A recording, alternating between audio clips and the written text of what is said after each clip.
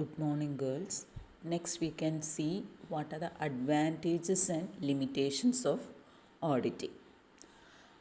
Auditing has several advantages, so it can be classified under two heads. That advantages, what are the advantages to the business, and what are the advantages to other parties. അപ്പോൾ advantages to business എന്ന് പറയുമ്പം നമുക്ക് നോക്കാം. First one, it enhances credit worthiness എന്നാണ് പറയുന്നത്. അതായത് audited accounts എന്ന് പറഞ്ഞാൽ it enhances the corporate image and credit worthiness of the business. അതായത് നിങ്ങൾക്കറിയാം, accounts of a business and its financial position can be examined. It is examined by an independent and qualified auditor.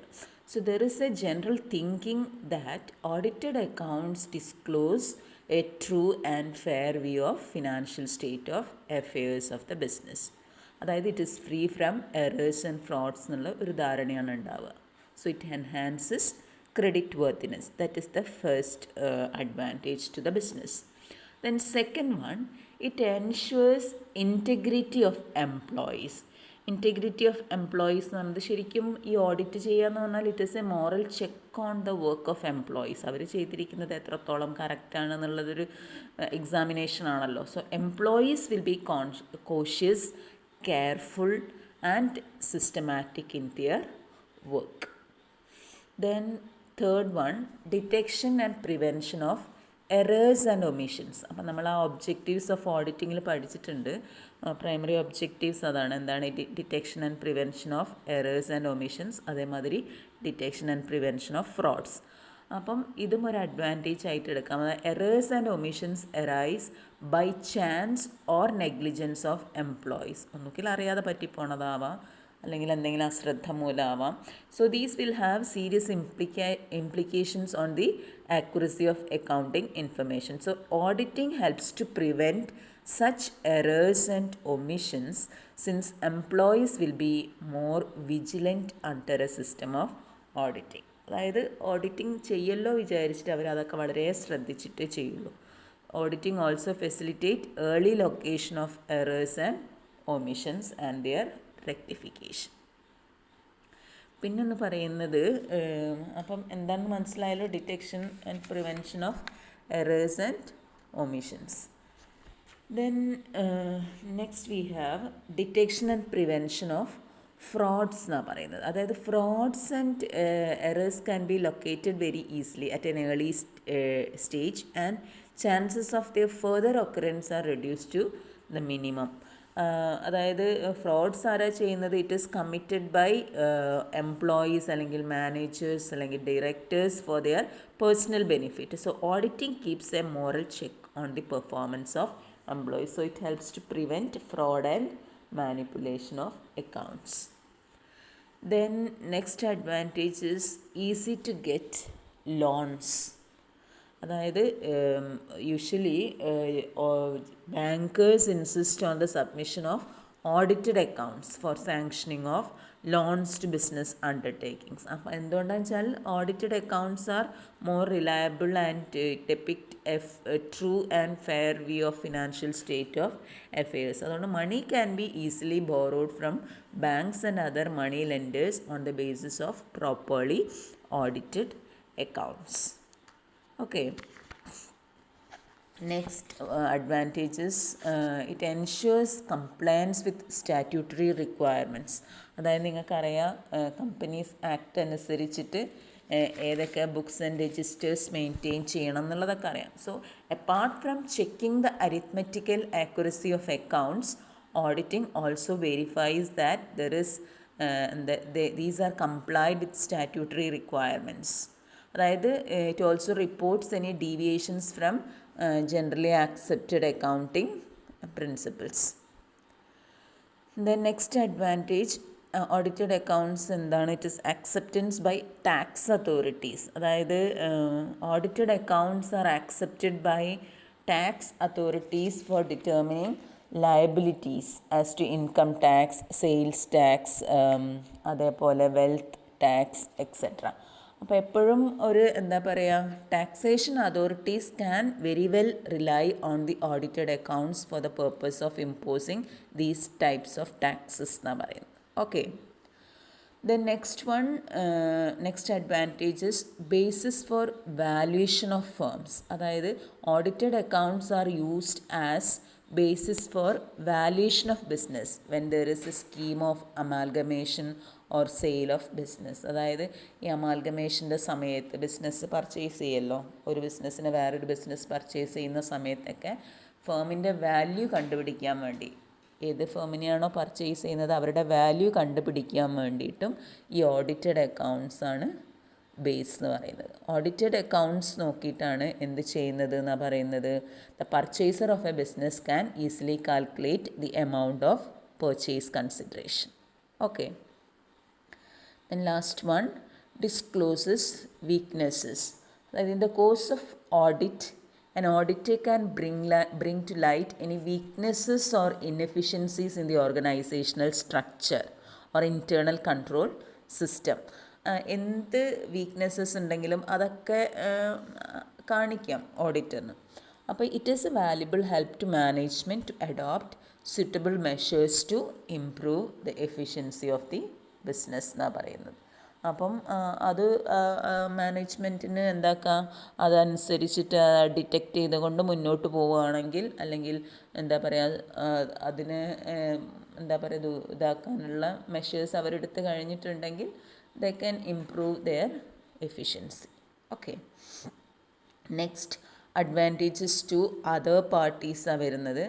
Advantages to other പാർട്ടീസിൽ first വരുന്നത് advantages to owners or investors. അതായത് owners അല്ലെങ്കിൽ ഇൻവെസ്റ്റേഴ്സിന് എന്തൊക്കെ ഗുണമാണ് ഈ ഓഡിറ്റഡ് അക്കൗണ്ട്സ്. ഓണേഴ്സ് എന്ന് പറയുമ്പോൾ കമ്പനീൻ്റെ കേസിലാണ് ഷെയർ ഹോൾഡേഴ്സ്, മനസ്സിലായല്ലോ. അപ്പോൾ when the accounts are subject to audit, the owners or investors can reasonably assume that their funds are being used efficiently in the business. അതായത് ഓഡിറ്റ് ചെയ്ത് കഴിഞ്ഞാൽ അവർക്ക് ഉറപ്പിക്കാം, മനസ്സമാധാനത്തോടു കൂടി കിടക്കാം, എന്താണ് ഇവരുടെ ഫണ്ടൊക്കെ വളരെ സേഫായിട്ടാണ് ഇരിക്കുന്നതെന്നുള്ളത്. കാരണം ഒരു ഇൻഡിപെൻഡൻറ്റ് ഓഡിറ്ററാണ്, ക്വാളിഫൈഡ് ആയിട്ടുള്ള ഒരു ഓഡിറ്ററാണ് ഓഡിറ്റ് ചെയ്യുന്നത്. സോ ദേ ക്യാൻ എന്താ പറയുക, assume that their funds are being used efficiently. And there are no chances of manipulation or frauds, and their capital is safe with the business. അപ്പോൾ it protect interest of the shareholders. അതേമാതിരി ഒരു moral ചെക്കാണ്. It builds reputation and it is a good security for them. Okay. ഇനി നമുക്ക് നോക്കാം what are the other advantages എന്നുള്ളത്. Other അഡ്വാൻറ്റേജസിൽ ഒന്ന് നമ്മൾ പറഞ്ഞു കഴിഞ്ഞാൽ owners and investors. Next, advantages to management. അതായത് മാനേജ്മെൻറ്റിന് എന്ത് ഗുണമുള്ളത് നോക്കാം. അതായത് audited financial statements provide reliable information to management for decision making. നേരത്തെ പറഞ്ഞല്ലോ വീക്ക്നെസ്സസ് എന്തെങ്കിലും ഉണ്ടെങ്കിൽ ഓഡിറ്റർ ചൂണ്ടിക്കാണിക്കുന്നുള്ളത്. അപ്പോൾ അങ്ങനെ അതൊക്കെ വെച്ചുകൊണ്ട് ഓഡിറ്റഡ് ഫിനാൻഷ്യൽ സ്റ്റേറ്റ്മെൻറ്റ്സിനെ വിശ്വസിച്ചുകൊണ്ട് മാനേജേഴ്സിന് എന്ത് ചെയ്യാമെന്നാണ് പറയുന്നത്, they can take wise decisions. അതായത് auditors can also give valuable suggestions to the management regarding weaknesses and inefficiencies in accounting, internal control, internal check, etc. So they can take suitable measures for improving the performance or efficiency on the basis of such suggestions. Okay. Next, what are the advantages to creditors and or banks നോക്കാം. അതായത് creditors ആയാലും banks ആയാലും അവരാണ് ആവശ്യമുള്ള ഫിനാൻസോ ഗുഡ്സോ provide ചെയ്യുന്നത് on credit.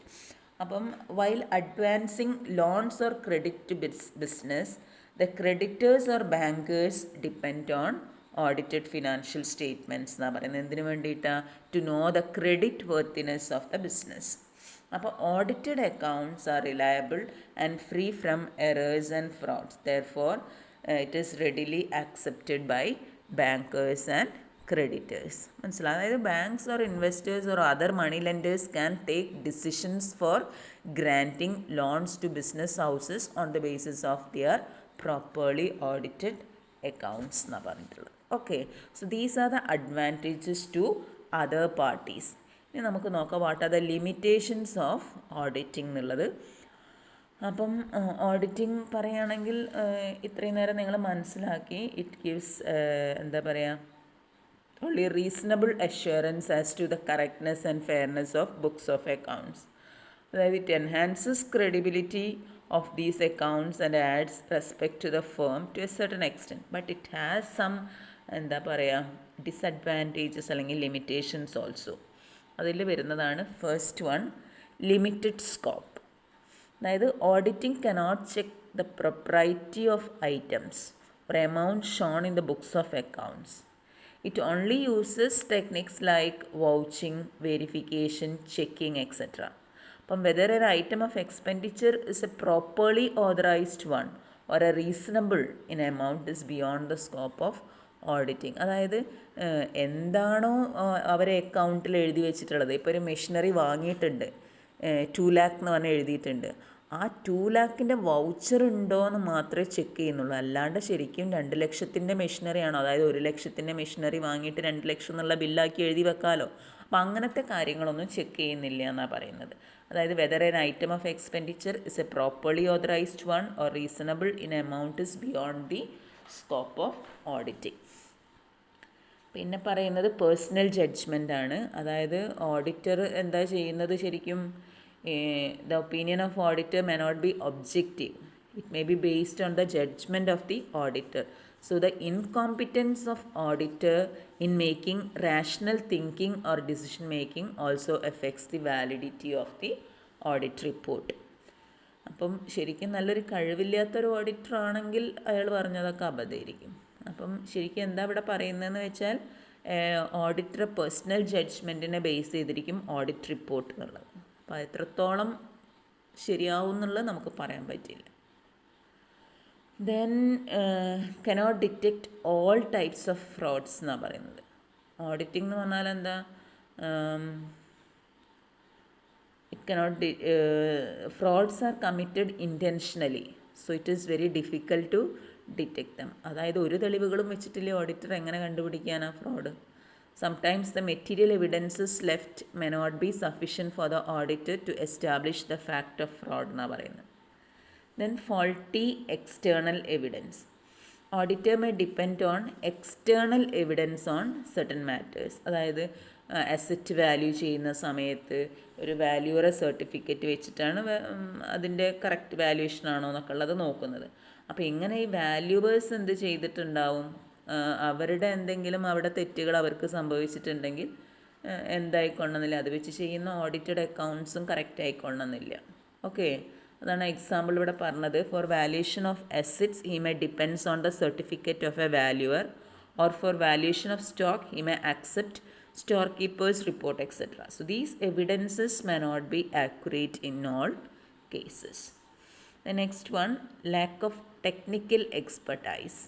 അതായത് ഓഡിറ്ററിന് ശരിക്കും എന്തില്ല എന്നാണ് പറയുന്നത്, auditor has to seek opinion of experts on certain matters on which he may not have expert knowledge.